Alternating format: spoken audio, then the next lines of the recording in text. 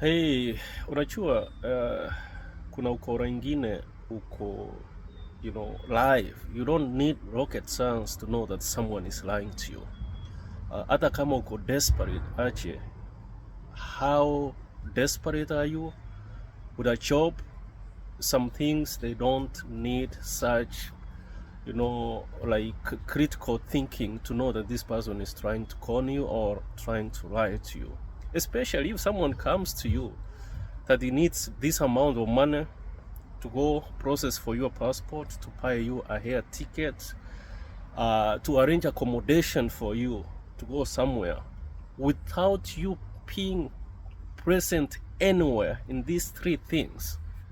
It's something that you need to ask yourself, especially when you're a first time passport holder. You're gonna take your passport for the first time. There's some things that you need to be there, you as a person, as an individual, especially when the biometrics are being taken, when the pictures is being taken. Those are the things that needs your presence. Regardless how it is, you have to be there so that these things can be done. Or either way, you have to be involved. I just saw on the news this family from Kisii who were conned about 268,000. Actually, it was money from the proceeds. They sold land for their son. I don't know whether it was a son or a daughter to secure a job in Canada. I don't really blame the parents because sometimes, lack of information, a little bit of ignorance, they've grown in that locality, therefore they may not know very much. And there's this tendency of people trying to hide things. If I come to you telling you about something, you don't want people to hear about it because they might go behind and do some witchcraft and you don't be successful. But in the other way, you might be, digging a grave for yourself. When you sell land, 200, 300, to put that money in the hands of criminal who just furnishes and never to be seen, it's more painful than even staying without that job.